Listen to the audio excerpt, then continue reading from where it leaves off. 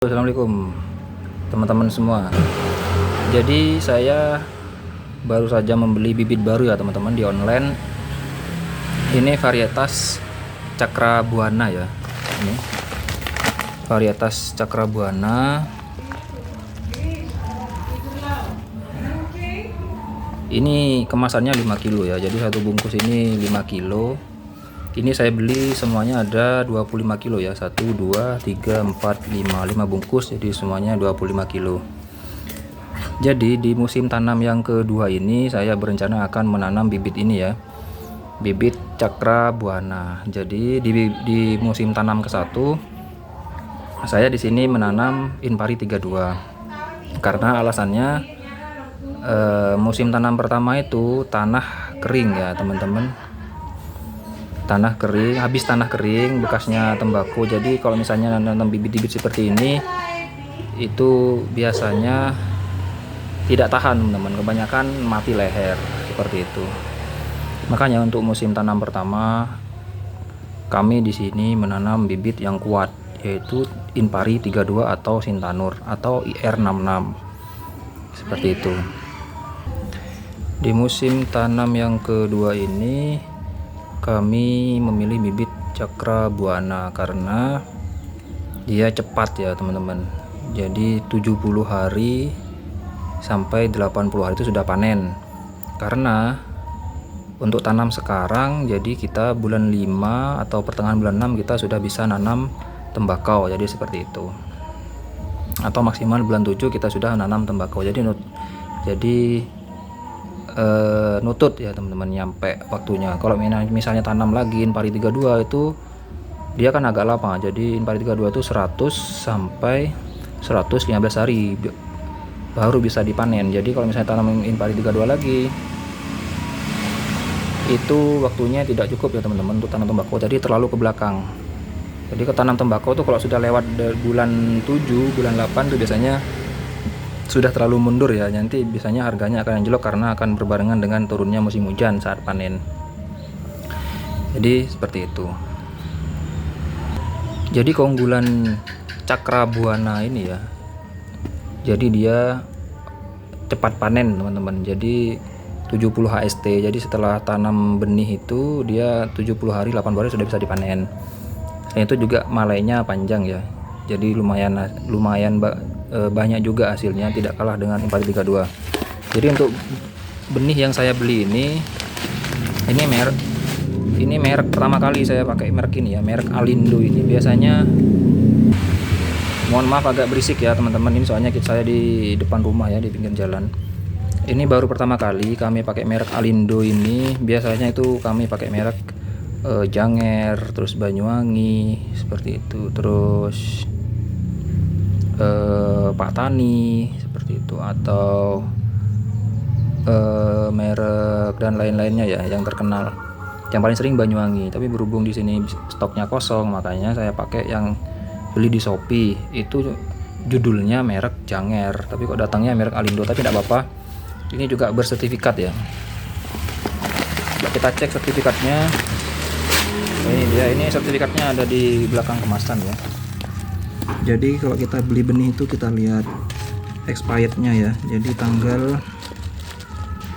tanggal kadaluarsanya itu Maret 2025 ya. Tanggal produksinya 20 September 2024 dan tanggal kadaluarsanya adalah 20 Maret 2025. Sebenarnya meskipun lewat dari tanggal kadaluarsa itu kadang tidak apa-apa teman-teman, tidak terlalu berpengaruh ya. Kalau masih lewat minggu atau lewat bulan, tapi jangan sampai lewat lebih dari tahun ya. Itu biasanya benih tidak banyak yang tidak tumbuh seperti itu.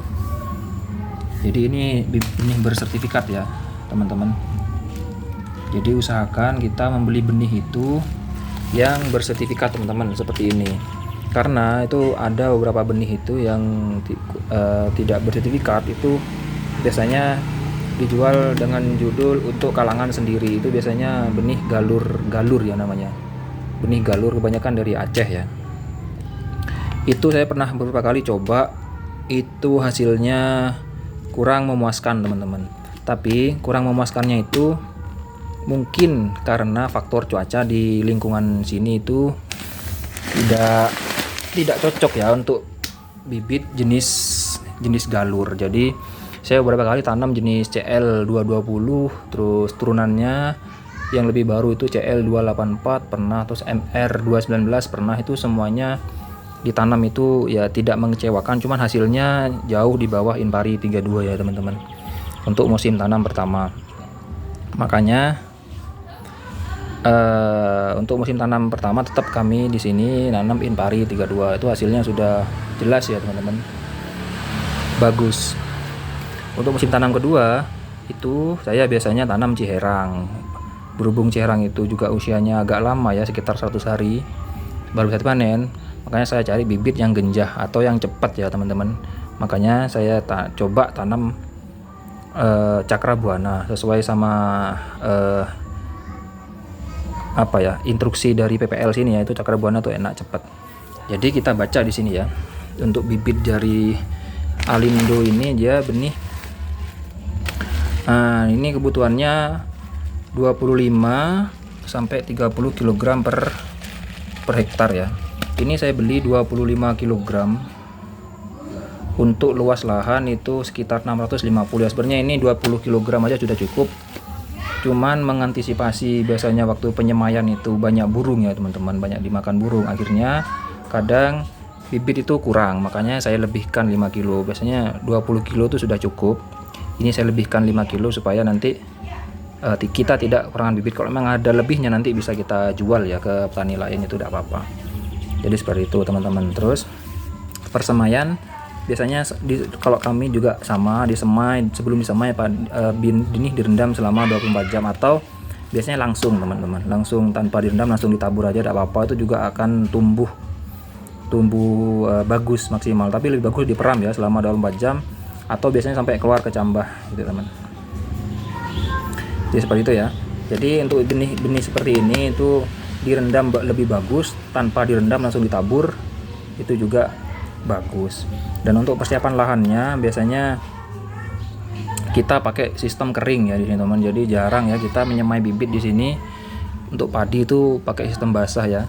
Karena kalau pakai sistem basah itu biasanya cabutnya itu agak susah ya, agak keras kalau pakai sistem basah. Terus juga kebanyakan kadang juga tidak tumbuh teman-teman karena terendam air, jadi banyak yang busuk. Jadi kebanyakan di sini pakai sistem kering seperti itu. Jadi disiapkan lahan, nanti setelah lahan sudah siap benih ditabur, habis itu ditutup dengan tanah lagi tipis-tipis teman-teman. Setelah tutup dengan tanah tipis-tipis itu tutup dengan jerami bekas panen itu teman-teman. Nanti setelah mulai tumbuh jeraminya kita buang supaya pertumbuhannya bisa maksimal ya, tidak tertutup oleh jerami seperti itu. Nah ini biasanya saat pindah tanam itu usia 15 sampai 20 hari, tapi kalau di sini rata-rata usia 25 ya, 25 sampai 27 hari baru kita pindah ya dari tempat penyemaian. Untuk perawatannya karena ini bibit cepat ya teman-teman, varietas yang cepat panen ya. Jadi rencana saya jadi tidak seperti Inpari 32. Kalau Inpari 32 pemupukan pertama, pupuk tabur itu di usia sekitar 15 sampai 16 17 HST ya. Setelah tanam. Kalau ini rencananya nanti sekitar 4 atau 5 HST sudah mulai kami kasih pupuk tabur pertama ya. Untuk pupuknya tetap 1:1, ureanya 1, NPK-nya 1 seperti itu teman-teman. Untuk pupuknya tetap. Jadi seperti itu ya teman-teman. Nanti ini mungkin besok atau lusa akan kami semai untuk persiapan tanam untuk persiapan musim tanam yang kedua ya. Oh ya, untuk bibit benih ini itu potensi hasilnya berapa ya? Di label tidak tercantum teman-teman. Jadi per hektarnya itu potensi hasilnya berapa ton itu tidak tercantum ya teman-teman, tapi tidak apa-apa. Jadi kalau di sini ya, untuk lahan di daerah saya ini, untuk lahan 1 hektar itu dapat 6 sampai 7 ton itu sudah bagus teman-teman ya. Tidak usah sampai 10 ton, 11 ton. Dapat 6, 7 atau 8 ton sudah bagus ya, sudah cukup. Tidak perlu yang berharap yang terlalu berlebihan, karena sekarang cuaca tidak menentu teman-teman, beda seperti dulu ya. Terus juga tanah itu sekarang sistemnya sudah sebelum kita panen tuh bibit sudah disiapkan, beda dengan sistem dahulu ya. Kalau dahulu itu setelah panen baru kita menyemai bibit, jadi tanah itu ada waktu istirahat teman-teman. Kalau sekarang sudah tidak seperti itu lagi. Tadi 20 hari sebelum panen tuh kita sudah menyiapkan bibit ya. Jadi setelah panen 1, 2, 3 hari setelahnya langsung bibit langsung diolah lagi untuk musim tanam yang kedua.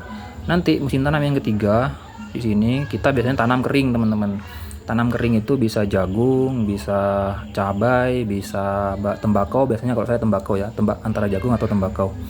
Jadi seperti itu, karena tembakau hasilnya cukup bagus teman-teman. Jadi seperti itu ya. Untuk bibit ini itu di labelnya ya, di mereknya itu tahan terhadap jamur, bakteri, virus, hama. Jadi untuk seperti ini itu tergantung perawatan kita ya teman-teman. Bibit apapun kalau kita merawatnya bagus, pasti hal-hal seperti ini tidak akan timbul ya, atau tidak akan ada. Kalau kita merawatnya salah-salah atau bahkan tidak dirawat ya pasti akan terkena penyakit. Kalau saya di sini biasanya lebih mengutamakan pencegahan ya daripada telat. Kalau sudah terkena itu telat, kita sudah susah untuk mengatasinya, tapi lebih ke pencegahan. Jadi sebelum terjadi terserang hama biasanya kita sudah melakukan penanggulangan ya teman-teman. Ini bibit dari PT Arindo Utama Perkasa ya. Ya semoga bibit ini nanti hasilnya bagus, penyemaiannya bagus, tumbuh sempurna. Nanti saya akan review lagi untuk perkembangan kedepannya ya. Nanti ikuti terus channel YouTube saya. Jangan lupa like, comment, subscribe, dan di-share teman-teman ya, supaya kami semangat untuk membuat konten seperti ini. Oke, untuk selanjutnya mungkin akan saya buat video tentang pestisida atau pupuk-pupuk apa nanti yang saya pakai untuk perawatan berkalanya, seperti itu teman-teman. Oke, sekian, terima kasih. Wassalamualaikum warahmatullahi wabarakatuh.